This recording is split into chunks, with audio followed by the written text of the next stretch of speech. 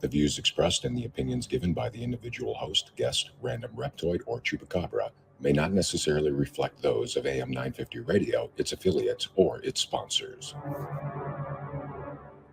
Now, it's time to step into the unknown.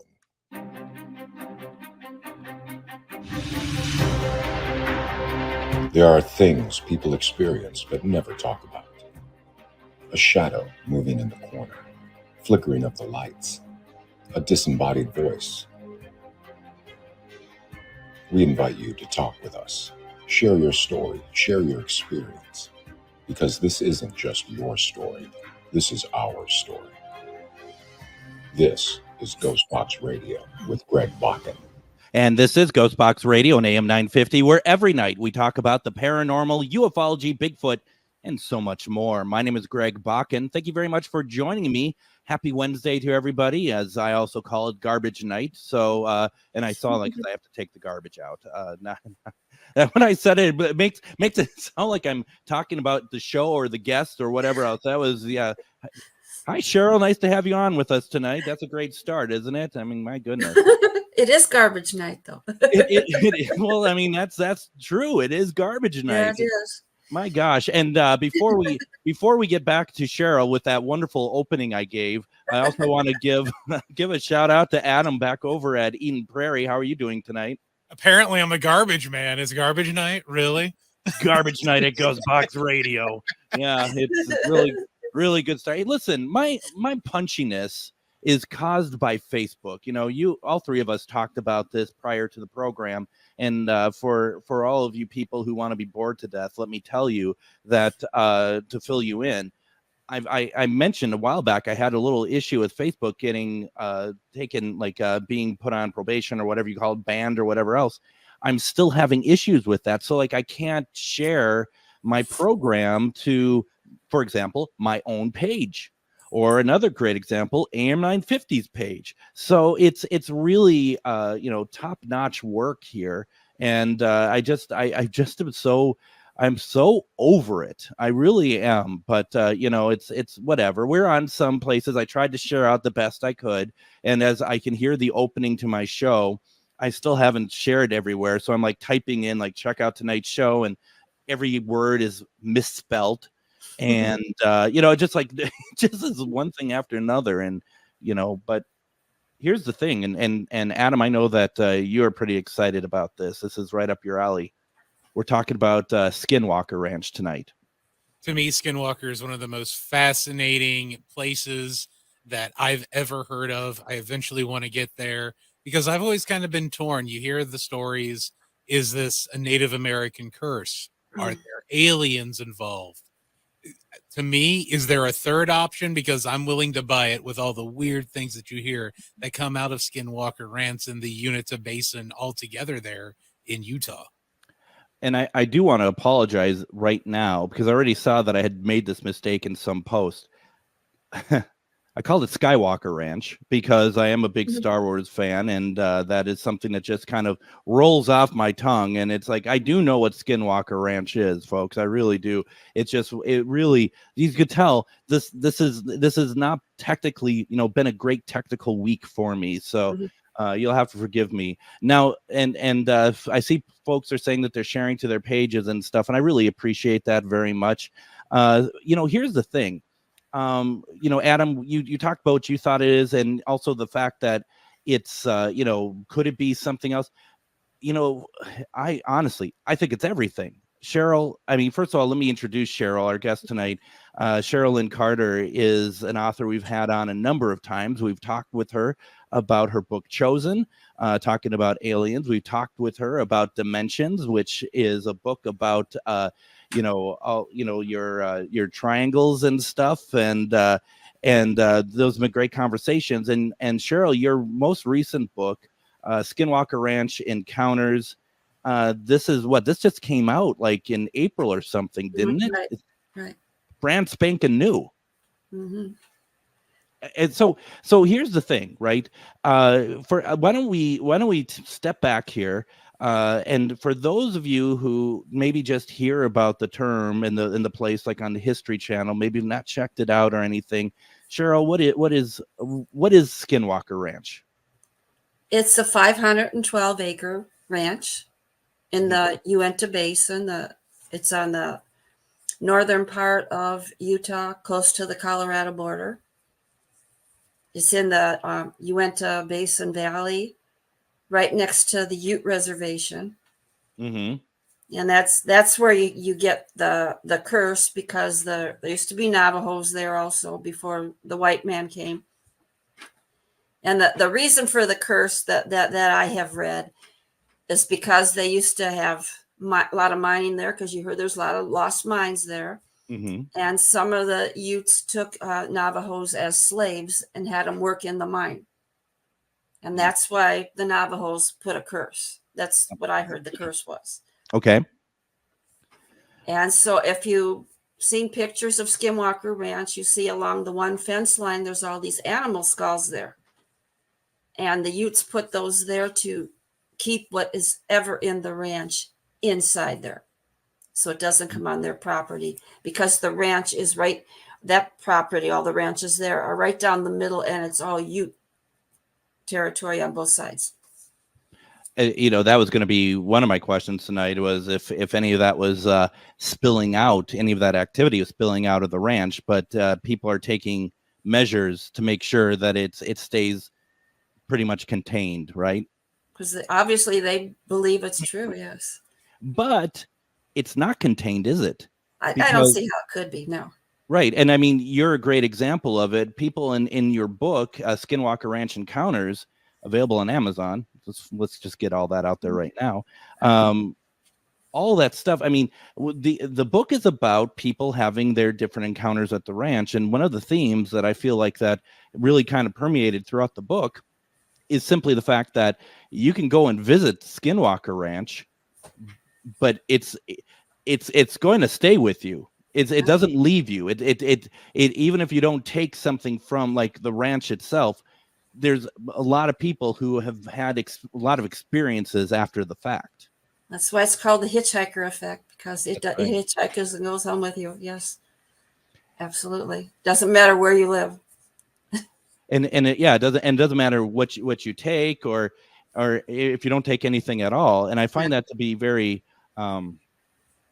very interesting. I just have to get this comment out real fast because I made that Skywalker Ranch comment. Chuck says, to some, Skywalker Ranch is also a supernatural experience. And I wouldn't disagree with that. But getting back to Skinwalker, the thing about Skinwalker too is that, I feel like, we talk about that curse that's on the land, but it feels like, and kind of to Adam's point early on, is that there's so much more to it, because there's a lot of sightings of like UFOs and stuff. Exactly. Which makes it very interesting too, about whether or not that is all part of the curse, or is there something that's kind of like your triangles that you're talking about in Dimensions, in your book Dimensions. What's drawing all this to this piece of land, to this area? Well, I said it's not just this ranch; it's the whole basin. The Right. other ranches are having these same problems too. So it's not contained in one area. No, and within that, you're getting, for the lack of a better term, cattle mutilation. Yes. You're getting basically a kind of like a, not necessarily, but kind of form of crop circles or circle sort of behavior. But you're also getting paranormal activity as well. There's been Bigfoot sightings. We got it. There's everything there. And I actually remote viewed there myself one time, and I did see all kinds of things happening. I actually saw, when you talk about dimensions, I saw there were two dimensions trying to bump into each other, which is probably causing all kinds of interference with the equipment stuff. I think that's something to do with it. Mm-hmm. I see underground cave system. That's interesting. So you're, and who is showing you this stuff? Or you actually, with you remote viewing, you're exploring for yourself. I should Well, up. I also had a native man speak to me too, but I saw all that myself. Yes. What do you have any insight what you think that cave system's for, and does anyone else know about that cave system that actually has owned or currently inhabit the ranch?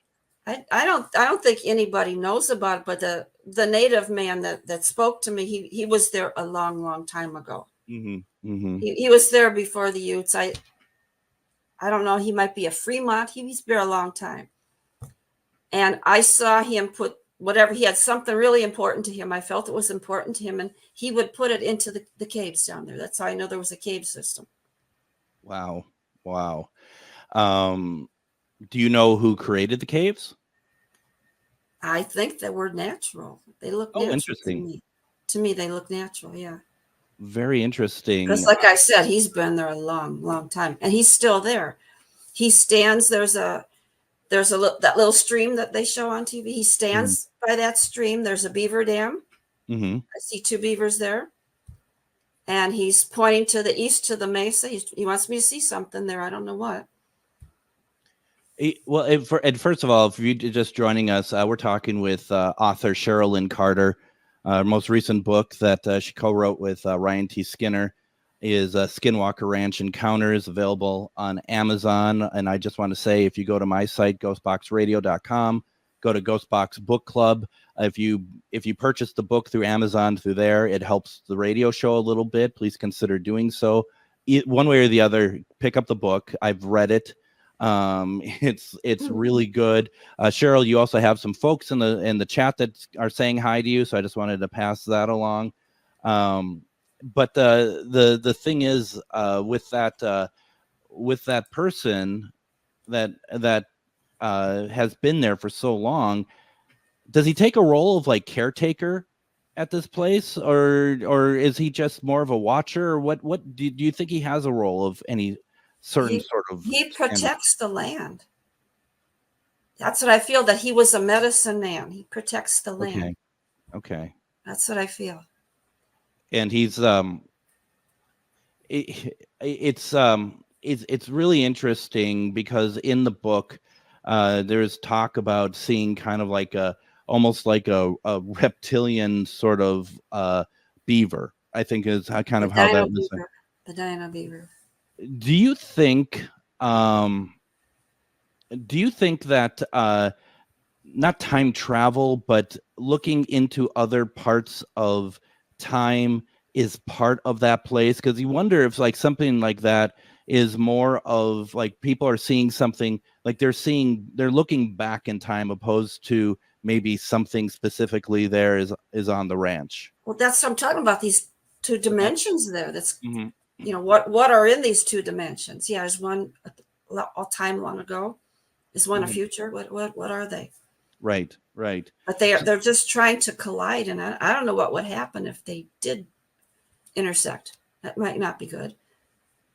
Well, and you got to wonder too. I mean, and suppose, I mean, I would assume you would have seen this, so if this was the case, or maybe not. I don't know. Like, what if we're just part of those dimensions, and that there's future people, future people who have the skills that you have, and they're seeing what we're seeing, but and they're seeing stuff on the ranch in the future, but it's actually their past, and they're seeing. I know contemporary selves. The crazy stuff I'm seeing. Yeah. And I know there's just a lot of paranormal activity too. Now, since then, and shockingly, this isn't in the book, but you've had this situation. You did remote viewing, like I said, that when I read in the book that it you go to the ranch, you basically the ranch comes back with you. Remote viewing, was that the same thing? Do you still get? I remote view all the time looking for missing people, and I've never had anything follow me home. This is the first time. Right. So I guess it's just the Skinwalker Ranch thing. I've never had that happen before. Is that it's that gentleman, right? That, Is he? What does he tell you when he communicates with you after the fact you've done the remote viewing? Well, there's something else that, I mean, I see him, and the weird thing is when I saw him, he looked familiar to me. Okay. And I said, how can you look familiar to me? I'd never been there. And then I remember when I go to Sweat Lodge, this man has been appearing to me for 7 years in Sweat Lodge, right here. I didn't even know Skinwalker Ranch 7 years ago. So how did he find me? That's really crazy. Well, and what, I mean, do you think that there is something that, is trying to connect, that you two are meant to connect? And that was through you learning about Skinwalker Ranch. Well, and then something else came to my house one day, and I thought it was a shadow figure. When you investigate, you see shadow figures. And then I realized it was something standing in the shadows. Oh. And it had like almond-shaped eyes. I go, uh-oh. But I didn't feel it was alien. I somehow I thought interdimensional. Who knows what that might be. And they downloaded some kind of code into my brain. But now, what was that for? Well, that's just what I was going to ask. And there's, I mean, and I have to ask the question. It's like, what does that feel like when you have something like that download into you, but you really it's happened, but you don't.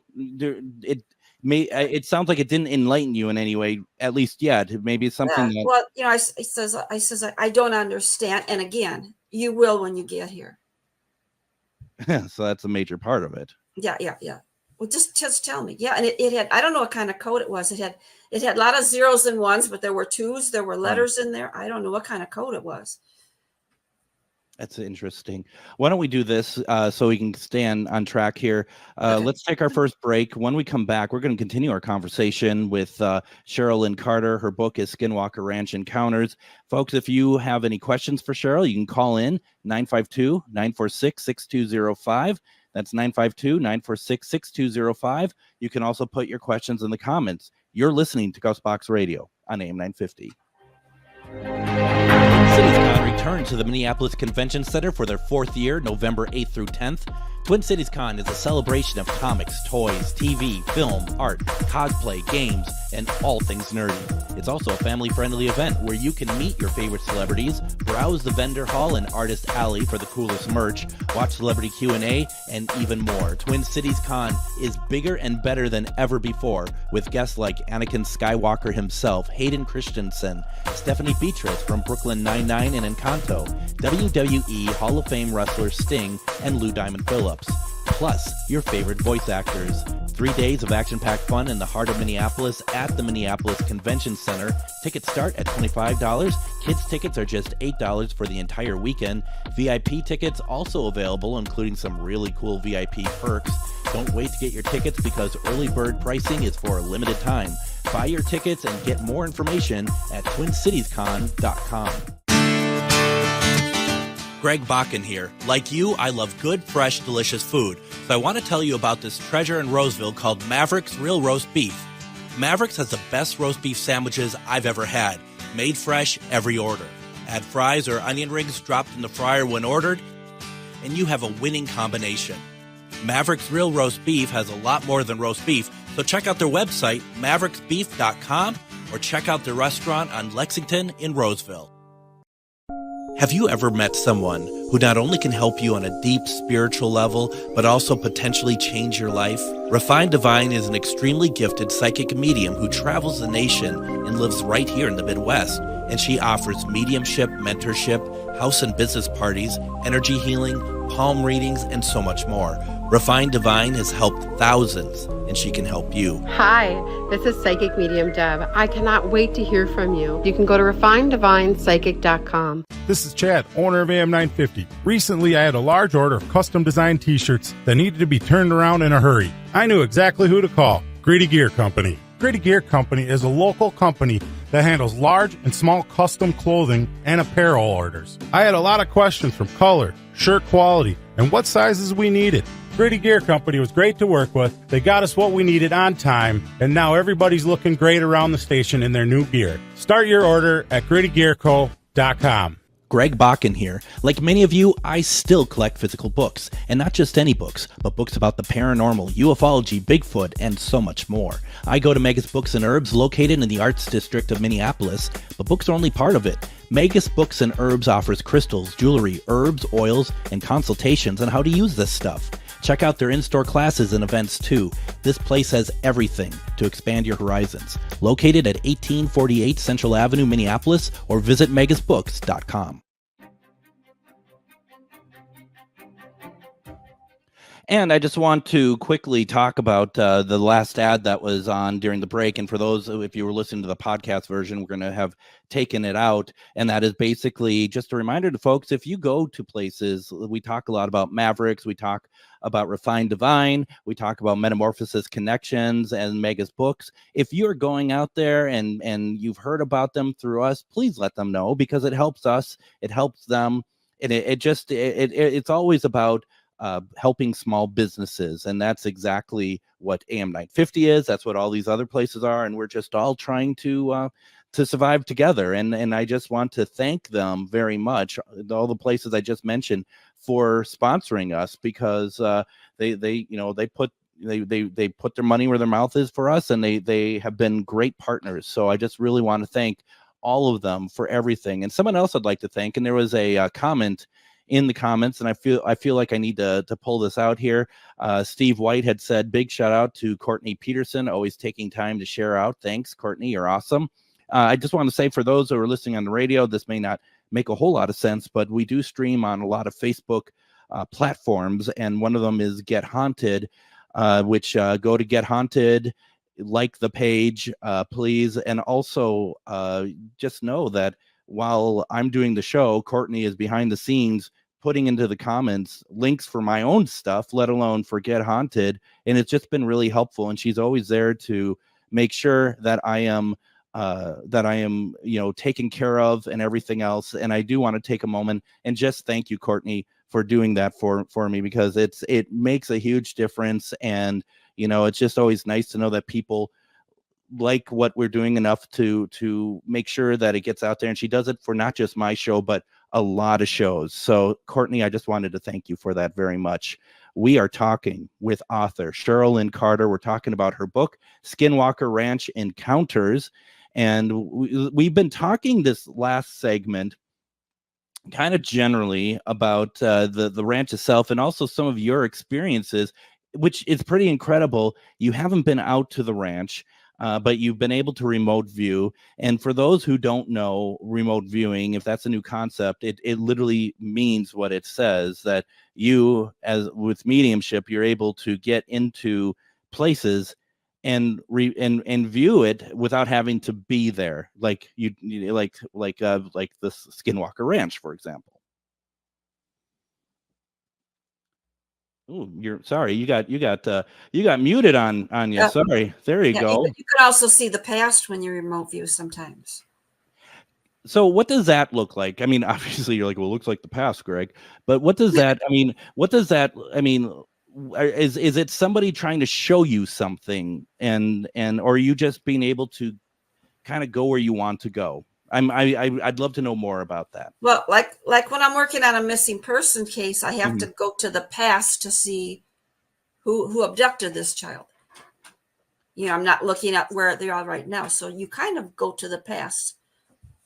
Do you have to, when you're doing that, do you have to relive that abduction through their eyes, or do you see it from? It's different all the time. Yeah. And is it different based on because of the person you're trying to look for? Right. Okay. Sometimes I'm seeing the person. Sometimes I'm seeing, like, if they got killed. Sometimes I'm seeing the killer. Wow. It's always different. Wow. That has to be tough. Yeah. What kind of? Don't answer if you don't want to. What kind of effect does that have on you? I'm so used to it now, but it's. But when you're looking through the killer's eyes, that's not a good thing. Do you get their emotion as well at that point? Doesn't mean like they take you over, but do you feel like where they're at and whatnot? Yeah. That's how we help find the killer sometimes. Wow. What I mean, if I may ask, what kind of success rate do you have on that? That's pretty good success rate. That's pretty incredible. And then I've got a composite program on my computer like the police have, where I can draw the faces, and we've caught quite a few guys like that after I did composite drawings. Do they ever know the people that you're trying to get? Are they ever told that remote viewing is a part of it? I'm just curious if they're just like, come on, really? Because it's so. Police tell them that. No, I wouldn't think so. That's incredible. And I mean, the thing about remote viewing too, which if you look hard enough, you'll be able to find it. But the government has, they said they had, but they have big programs for. They bring in mediums to do huge remote viewing, right? Well, they have their own kind of remote viewing program. I don't do it that way. They have like a specific target, and then somehow they can look at coordinates or something, and somebody picks it up. I don't do it that way. That sounds confusing to me. I just go there. Well, and I could be wrong, but I feel like it sounds There's different ways, yeah.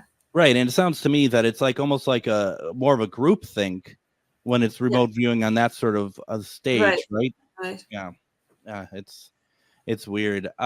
Linda asked the question, Cheryl, can you hold a killer's image in your head long enough to do a drawing? Does it take too long? That's why I got the composite. Yeah, I can keep that face. Oh yeah. Do you have to do something to kind of? I mean, are you able to let it go easy enough, or do you have to do anything like cleansing or something to let that go? No, I do a little sage, maybe. Yeah. Okay. You're just happy they caught him, and that you feel good. That makes you feel good, right there. That immediately just kind of wipes it all away. Yeah. Yeah. No. Yeah, it's funny. I'm talking to the pro over here because like that. I'm thinking that do you have to do anything special to kind of get that image? And you're like, nah. Yeah. Well, you might be talking to people that channel. I don't channel anything. Mm-hmm. When you channel, you're letting something enter you. I would never do that. So and you wouldn't need that for what you're trying to do. No. You're trying to track down somebody. Right. You don't need and to I can talk to spirits without them jumping into me. That's dangerous. You don't want to do that. I've never really understood that personally. I mean, to each their own, whatever. It's far be it from me to say what people should or shouldn't do, but and I also see it, and I actually touched on this last night. I see people on paranormal investigations where they allow something to enter them because they're trying to, and it's only to try to communicate too. It's not even trying to like track down somebody of like you don't have to let them into your body to communicate with them. No. That's why you have recorders, Absolutely. Because I wasn't there when it happened, but I saw a video of a team I know. They had a former team member that's not with them now. She let a spirit into her body. Now she was just a little 5'5" woman. It took 3 guys to hold her down. She tried to kill all of them. She found a bunch of tools where they were. Yeah, because this man had entered her body. See, that's what I mean. You don't do that. No, absolutely not. Absolutely not. We're talking with Cheryl Lynn Carter. We're talking about her book, Skinwalker Ranch Encounters, which we are going to start talking about it. But you feel free to put a question in the comments. Also, feel free to call in 952-946-6205, 952-946-6205. Why don't we talk about the book a little bit? The book is called Skinwalker Ranch Encounters. What is the book about? Well, it's about people that have lived on the ranch or visited the ranch or been close to the ranch. Some were trying to communicate with something, like the Shermans were not trying to communicate with something. Yeah. But something, a hitchhiker just took over them, everybody. Mm-hmm. Yeah, the Shermans bought the ranch in 1994, and they only lived there 14 months before they sold it to Bigelow. And the Myers owned it before then. And when they bought the ranch, there's where this story comes from. Garth Myers sold them the ranch after his sister died. And he's told them not to dig in a certain place. Mm-hmm. Now, I don't know where that place might be. Didn't tell him why. Just don't dig there. So that's where the story comes from. You know, who knows this? This guy was a doctor that lived in Salt Lake City. He wasn't even living on the ranch. So I don't know where he came up with that story. Well, I what I expect to hear next is, but then they dug there, you know, because isn't that how that normally works? Well, I thought on the show they did dig in that spot. I'll be honest, I haven't watched the show, and the reason is the show good. Yes. Okay. You got to understand, right? It's like you hear all these programs. We know that they're all made for entertainment purposes. So I'm always leery about, all of them now, quite frankly. So I haven't really watched. I know it's super popular. But I think I much rather like learn about it through books like yours and your experiences, because first of all, I trust you, I know you, and I know exactly what you do. You, for those who don't know Cheryl, you could talk to everything, can't you? I mean, we one time, and check out the past episodes, talked about some of your CE5 experiments that you've done, which is pretty cool. And I have yet to do so. But the one thing that has eluded you so far is to be able to get on the ranch itself. I know. That's a bummer. And it's like they keep calling me there, but something's keeping me away. There could be different forces trying to keep me away too. Right? Well, yeah, but I mean, and I mean this very seriously, because I'm sure it might come across as like, is he having a go? The gentleman who is protecting the land, have you talked to him about it in your conversations about getting onto the ranch? He keeps saying, when you get here. How do you get there? That's what I said. How do I've been to the gate. Right. And I've been to the gate of Area 51. I mean, it doesn't quite get you in there. So when I got to the stop sign 2 years ago, and the voice with the code said, pick up that rock. And I start laughing, and my friend goes, what's the matter? I said, the voice told me to pick up that rock, and we're standing on a gravel road. So I'm looking around, and I saw this flat oval shaped rock. So I pick it up, and the voice said, not that one. I'm laughing again. I said, this is a joke. Okay. So I found another one that looked like, and I picked it up, and it started vibrating in my hand. So I came home with it, put it on my driveway, took my tri-field meter out there. Just, I don't know why. It's a rock. It measured a 4. So last year at Phenomicon, I went up to Eric Bard, and I said, Eric, I want to tell you about this rock. And I says, it measures a 4 on my tri-field. He opens his briefcase and whips out his tri-field. Of course, he carries that around with him, right? Yeah. He sets it on the coffee table, and it did the same thing. And I go, what do you think? He goes, interesting. Well, that didn't help me. Okay. Well, and that's just, have you ever mentioned to them that you want to get in? Yeah. I just go, whatever. Well, that's not up to them. It's up to Brandon. That's their mistake. That's all I know.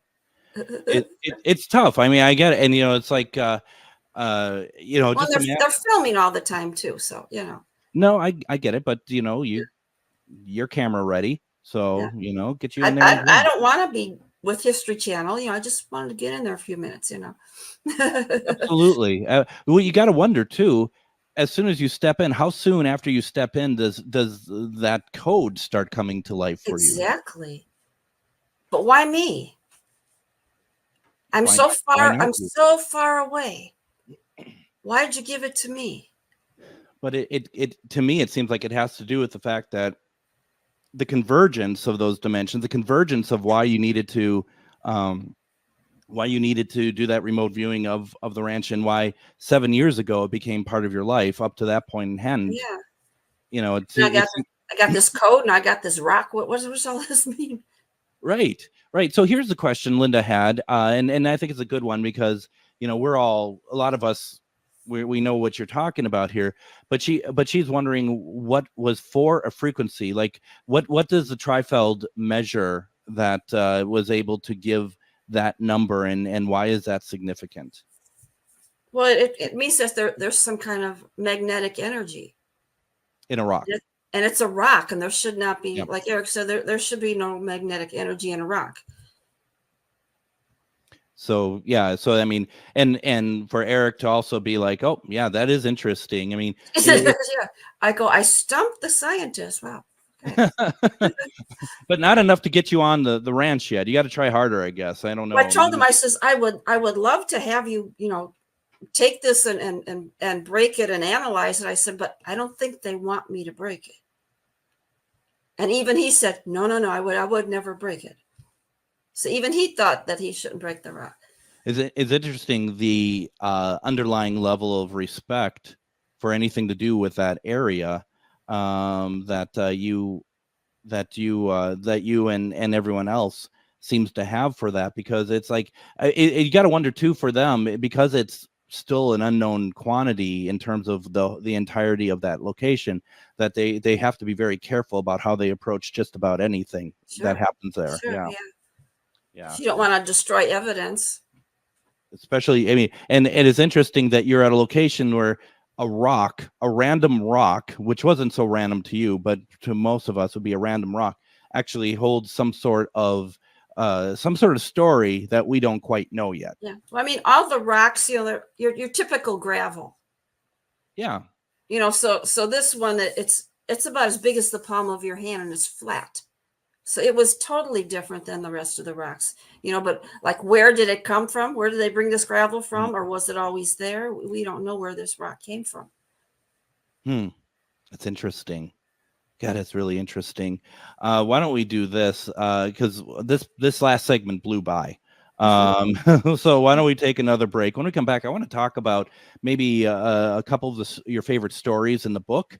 And any questions anyone else has, feel free to put them into the comments or give us a call, 952-946-6205. You're listening to GhostBox Radio on AM 950. Greg Bakun here. I love historic tours of Minneapolis and seeing everything it has to offer. But if you know me, I like to include a little spooky in my tours, which is why I found the perfect combination. Minneapolis Trolley Tours does this amazing candlelight ghost tour that you have to check out. It's an extremely immersive experience. It's a trolley trip that starts out at a haunted mansion, traveling around Minneapolis locations exposing ghost stories that the public and business owners would rather left untold. Then a tour of the aforementioned haunted mansion where ghosts of past residents from the 1800s reside, plus a lot of surprises to discover. Next, experience Gertrude's After Hours. Did I mention Gertrude is the mansion's most famous ghost? Maybe she'll show up. And you finish up the tour at Gertrude's Lounge in the haunted basement of the mansion with refreshments and Q&A. The trolleys are climate controlled and the mansion is restored to perfection. Check out MinneapolisTrolleyTours.com for more information. Greg Bakun here. I've told you about the out-of-the-world roast beef sandwiches at Maverick's Real Roast Beef, but I haven't told you about their Philly steak sandwiches, turkey bacon avocado sandwich, BLT, crispy chicken, fish sandwiches, brisket, or pulled pork. Okay, you get the idea. They make a lot of delicious food to the same standard as their famous roast beef sandwiches, and now I'm starving. I'm going to go to Maverick's Real Roast Beef off Lexington and Roseville, and you need to go too. Check out their menu at mavericksbeef.com. Have you ever met someone who not only can help you on a deep spiritual level, but also potentially change your life? Refined Divine is an extremely gifted psychic medium who travels the nation and lives right here in the Midwest. And she offers mediumship, mentorship, house and business parties, energy healing, palm readings, and so much more. Refined Divine has helped thousands, and she can help you. Hi, this is Psychic Medium Deb. I cannot wait to hear from you. You can go to refineddivinepsychic.com. Grady Gear Company is a great place to go for clothing that is fun and expressive. But did you know we also do custom orders on demand? We've worked with all types of companies and organizations, from first responders to even a certain radio station. Our team is here to help you look amazing. Our clothing is of the highest quality, and you will love your logo on the finished product. We are a locally owned small business who simply wants you to look great. Find out more at grittygearcompany.com.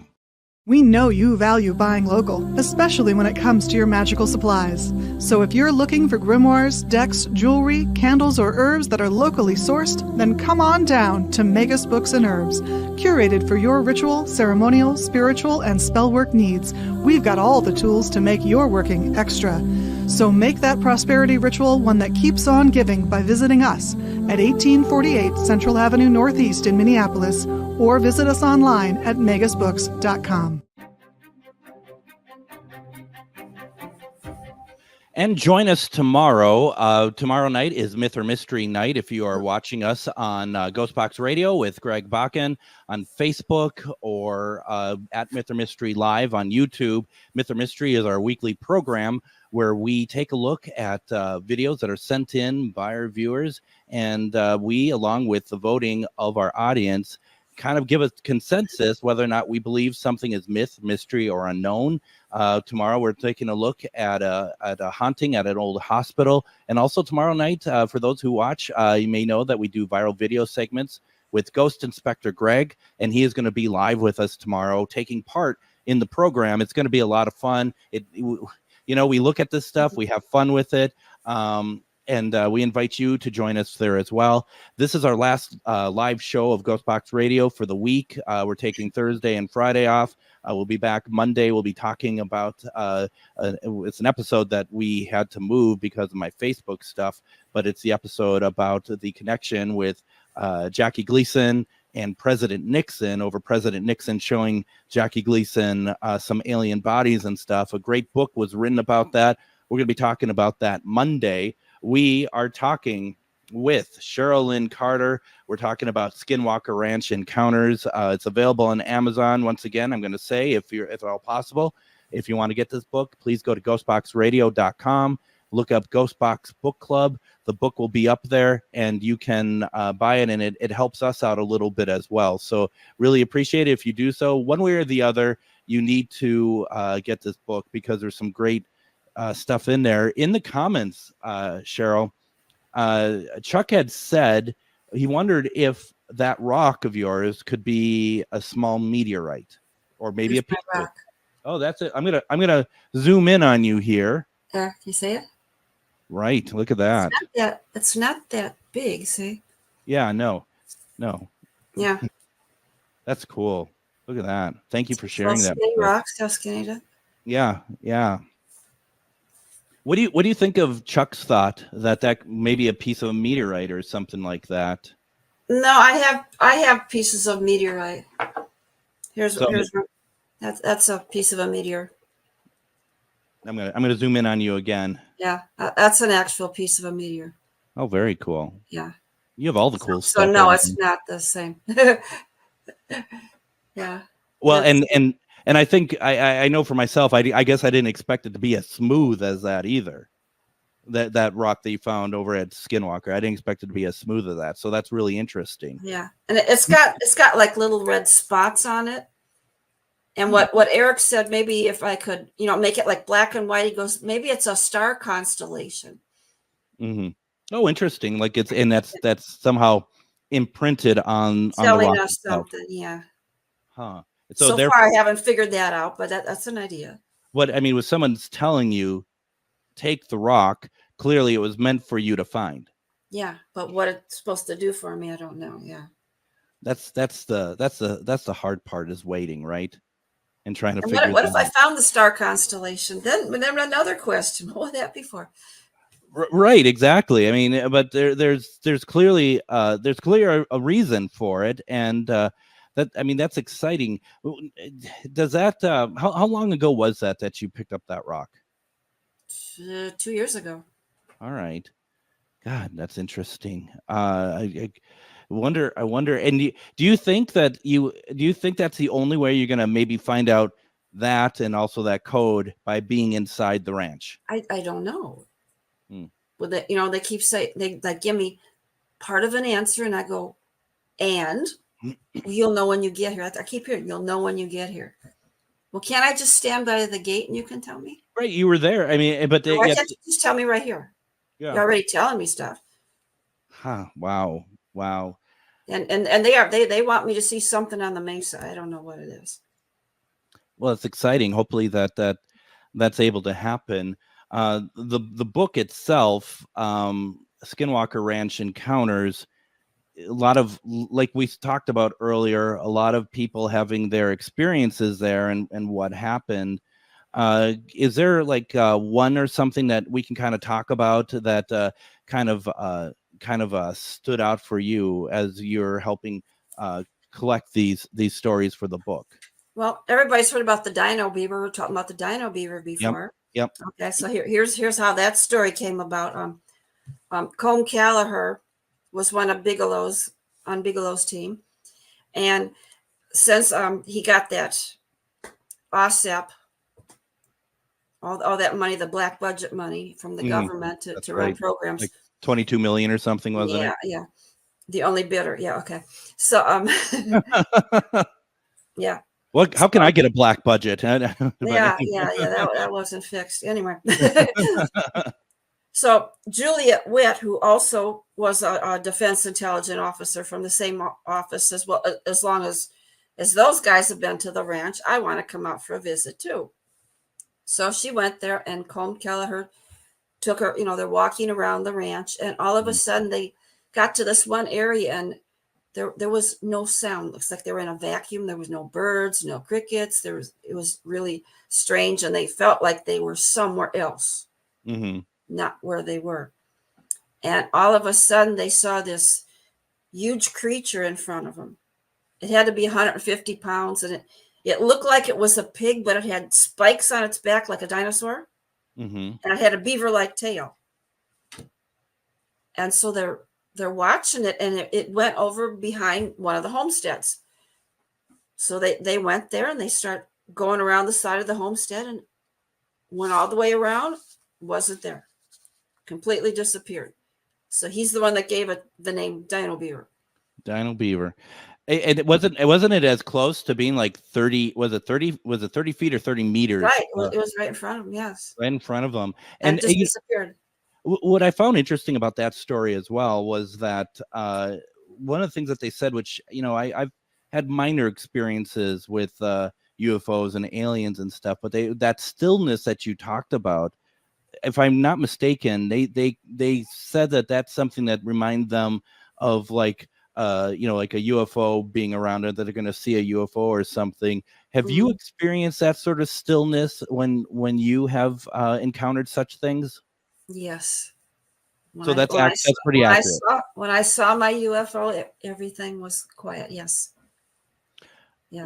And so I was trying to think if that's kind of the same way that it was when I had a couple Bigfoot experiences where I saw one and one touched me. And I never told you that, huh? No. I could talk about that off air, because I've talked about it many times on here. I don't want to. This is about you, but this is one of those things that it is like like there's that sort of almost like that silence is like waiting, like there's waiting for something to happen.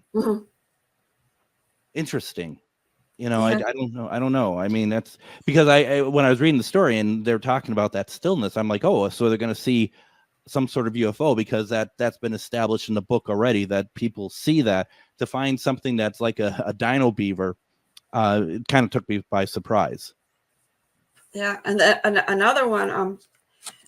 We talk about hitchhikers following someone home, but a lot of these stories, the hitchhiker didn't follow that person home.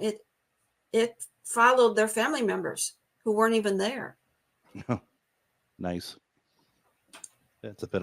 There was another group of guys that were working for Bigelow, James Costigan, David Wilson, and Jonathan Axelrod, and we all know that was really Jay Stratton now. And they were out with the night vision cameras one night, and they're looking at stuff, and again that funny zone of silence feeling. And all of a sudden they stopped. They're close to the homesteads, and they stopped, and they go, what's going on? And they couldn't see through the camera, and he says, look. And there was this big blackness like a big zone of blackness in front of one of the homesteads. Mm-hmm. And then they felt just really, really creepy. And they said, we better go a different way. And so they left. And then they thought, everything's fine. They go home. So Axelrod goes home, and he's going on other trips for the government and stuff. And his wife, Ruth, gets up in the middle of the night, and she sees a shadow figure in her bedroom. And she goes, oh, it's one of the boys. And she got up, and the boys are in their room sleeping. And then she's hearing noise downstairs in the kitchen, and there's nobody there. And then one night she looks out the patio window, and there's this huge wolf standing there by the tree looking at her. It was like 7 feet tall wolf. Yeah. And then her sons were seeing the same wolf out there. And when Axelrod came back home, she told them, and they went outside, and by that tree, there were huge claw marks on the tree. Nope. No, thank you. And then her one son was actually being visited by the orbs. The orbs were coming into his room. He couldn't move. He was like paralyzed in his bed. So they never had been to the ranch. Do you know if do you know if wolves were known to be around that area? No, there were no wolves. No wolves. No. I think they were living in DC at the time. No, well, no wolves. There are wolves then. Yeah, okay. Well, yeah, I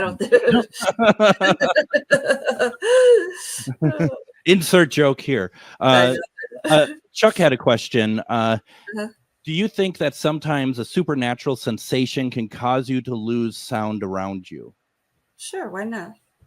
Well, and I'm kind of wondering too, Chuck, are you talking about whether or not you're sensing the supernatural yourself, and it's kind of like almost like a defense mechanism that's kind of shutting you down, or because I'm just curious because because the book kind of makes it sound like that is the case, but I wonder if it's like something that's self-persevering or something like that. I don't know. It's an interesting thing. I don't know.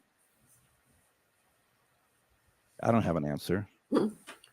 And another one, you've probably heard of Chris Bartell, who used to be one of Bigelow's guards. Yeah. He was a guard from 2010 to 2018. And I just love the one story he always tells, that they were out on patrol one night, probably 2:00 in the morning, and they looked like a man up on top of the mesa. Mm-hmm. And as they're watching, the man started leaning forward, and he got down on all fours, and he turned into a wolf. Wow. And they thought they were seeing something. And the next morning when they went up there, they found these huge wolf prints on top of there. And we hadn't even talked about that part of it, about the skinwalkers themselves, and that they change from human to animal.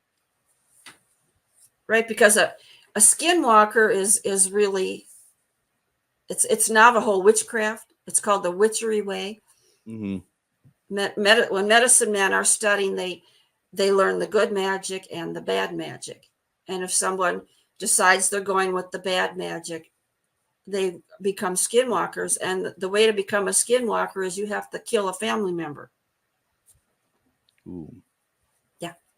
Hmm. And I don't know if you ever saw the show Dark Winds. No. A few years ago. It was about a sheriff that he was on the Navajo reservation. Mm-hmm. That was his area. And the first season, there was actually a woman on there, and she was a skinwalker. Really? And it was so cool to see that on TV. Yes. Did she change on TV, or just no? But it showed how she was able to control people. Oh. She just needed to get a piece of their hair, and she could control them and kill them, and it was scary. Do you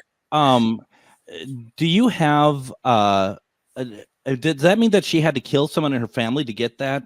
Yeah, that's what I've read, that's how you become. Carol says, love listening to you. I was lucky to have my son bring me there last year to meet the Skinwalker cast. It's amazing. Cheryl, it seems like everyone got in there except you. I'm just going to be. No, we Phenomicon. Went to Phenomicon. Is that where you went, Phenomicon? Yeah, probably. That's pretty cool, though, Carol. Thank you very much for that. Yeah, no, it's honestly, and this is we talked about a few stories, but once again, go get the book. The book is called Skinwalker Ranch Encounters. Carol did say yes, that's where she met them. And the book is available on Amazon. Go to GhostBox Radio, GhostBox Book Club in like 10 minutes because I forgot to put it up there. And buy it through us, and we get a little bit help on there. We have, let's see here, we have I think really just seconds. Oh, we're already out of time. Cheryl, let's get you back on. Let's talk about more good stuff coming up. Okay, sounds good. Thank you very much, everyone. Get Cheryl's book. Thank you all for joining us. We'll be back on Monday with a live show. We'll be on doing replays Thursday and Friday. Thank you all very much. And we'll talk to you later. Bye-bye.